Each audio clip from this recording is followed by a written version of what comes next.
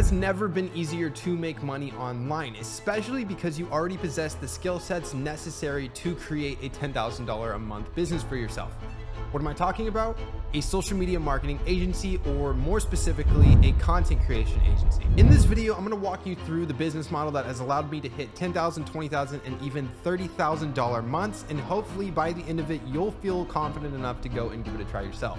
If you're a teenager in today's world, you know how important it is to be on social media. For Christ's sake, the average American checks their phone 96 times a day, or on average every 10 to 12 minutes. And as somebody that has two phones sitting over there in frame and two more in the other room, I can attest to that. But if you want to keep up with anything your friends are doing, your family, the news, your favorite influencers or brands, you're on social media. And if you're a business, it's just as important, because you need to stay at the front of your customer's mind. You need to stay in front of their face 24/7, because you want them coming back and being a lifetime customer. And if you're not there, well, you're gonna become irrelevant very quickly. Ever since I grew my personal brand from 0 to 2 million followers in 12 months, primarily between TikTok and Instagram, I have had different entrepreneurs, personal brands, and businesses reaching out to me to take over their shit full time. I've been offered full-time salaries, CMO positions, you name it, I've been offered it. The reason I'm targeting teenagers with this video is because you guys are uniquely positioned to take advantage of this industry. Shit, you grew up with some sort of device in your hand since you were a toddler. You guys are creative, adaptive,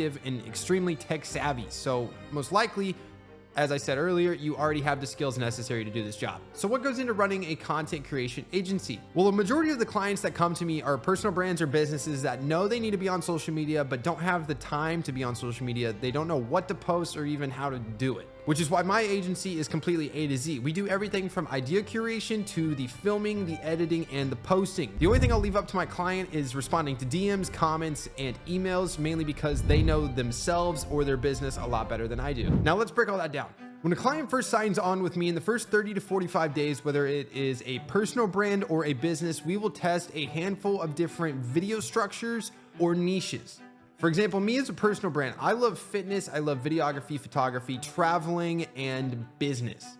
That's already 4 different niches that I could be creating content in that I am knowledgeable about. So in those first 30 to 45 days, we're going to be testing different viral video structures, stuff that's already proven in each of those categories, until I find something that not only feels comfortable to film, but resonates with my audience. And it's the same sort of process if you're a business. Obviously in that case, you can cut out the niches because you're already in one specific industry, but in that industry, you could be testing different viral video structures in the first 30 to 45 days to find something that works.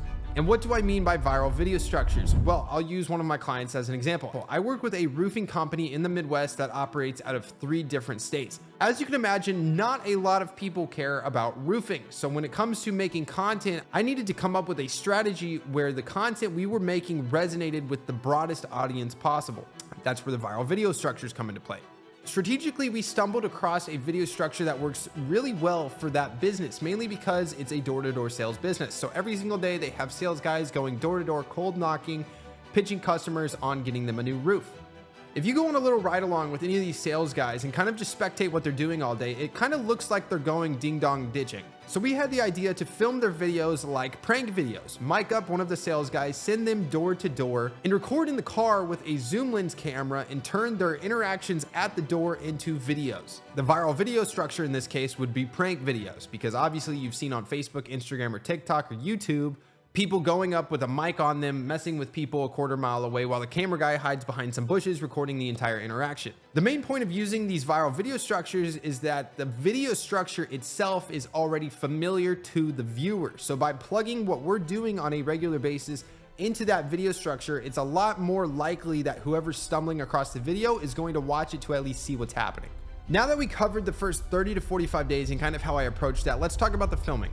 I have a variety of clients all over the country, some of which are here locally in my state, some of which are out of state. Now, there is no right number of shoots to be doing every month with your client. It's kind of dependent upon you and their schedule. But for me personally, I like shooting 2 to 3 times a month with my clients locally and once a month with my clients that are out of state. Either way, we're batching content for 2 to 6 weeks at a time. And before these shoots, I'm sending them a list of all of the ideas or the entire outline of what we're going to be filming so that they can mentally prepare for it and also prepare anything that they may need or I may need for the shoot. On to the editing. Like I mentioned earlier, you're going to be testing a variety of different videos in these first 30 to 45 days. So I can't be giving you a specific editing style to try. It's kind of dependent upon the content that you come up with or find that you're going to be having your clients make. I have a handful of editors that are on my team, and I personally like to use Notion as my sort of, I don't know, is Notion a CRM? I think it's a CRM. Is it a CRM? Is Notion a CRM? Okay. I personally like to use Notion. I've organized my entire personal life and business inside of Notion for the last 2 years, and I don't plan on leaving the platform anytime soon. They are constantly adding new stuff to it, whether it be the team spaces, the AI API key from ChatGPT. I don't know what it is. They have a lot of cool stuff. Definitely check it out. And if you are somebody that uses Notion and are interested in the specific templates that I use with my clients, leave a comment down below and I'm going to shoot it over to a couple of you guys. Lastly, we have the posting. Now that you've come up with the ideas, you've filmed and you've edited the content, now it is time for the posting. This is the most tedious part of this entire business model because it is essentially a complete waste of time.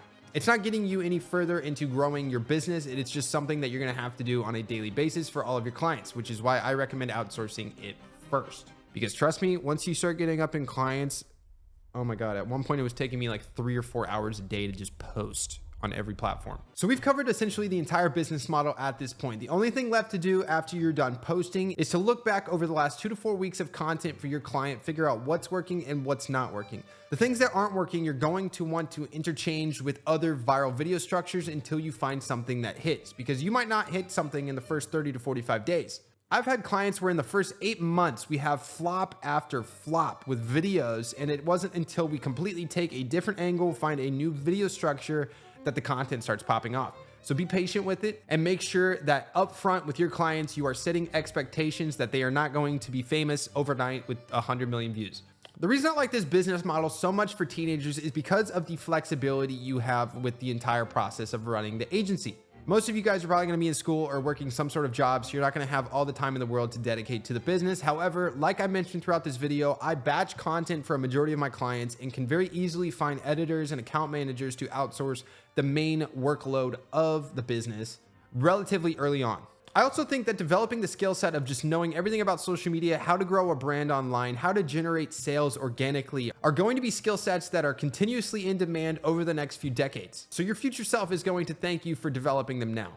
Hopefully you've been taking notes up until this point in regards to getting started with this business model, but some other advice I can give before we wrap up. Don't stress too much initially about choosing a specific niche that you want to work with. For example, salons and spas. When I first started my business, I was taking anybody and everybody that wanted to pay me because 1, I wanted money, and 2, I didn't know who I was going to work the best with. Is it realtors? Is it entrepreneurs? Is it roofing companies, plumbers, PR agencies? I didn't know. So at first I recommend casting a wide net and then narrowing down your focus later. The second piece of advice I have is for you to start a personal brand if you do not have one already. The reason being, you're going to learn twice as fast when you're making your own content instead of just focusing on your clients. This also helps for building a portfolio because if you don't have any clients initially, you can use yourself as a case study, which is what I did with the 2 million followers I built up in 12 months to get your first client. If you are lucky enough to get a client early on, whether it's friends, family, a business owner, or entrepreneur, focus 100% on getting them the best possible results because having that case study later on is going to make it 10 times easier for you to get clients. I want to stress the importance of that because getting good results for the clients that I do have has allowed them to refer me a majority of my business.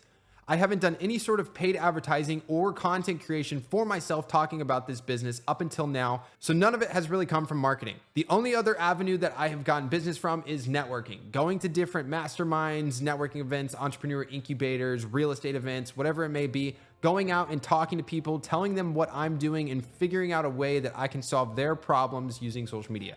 Lastly, I want to encourage you guys to like and subscribe, turn on post notifications if you enjoyed this video. And if you have any questions whatsoever, leave them down in the comments or shoot me a direct message on Instagram and I am happy to help you out. Other than that, I'll talk to you guys later. Have a good rest of your day and I will see you soon.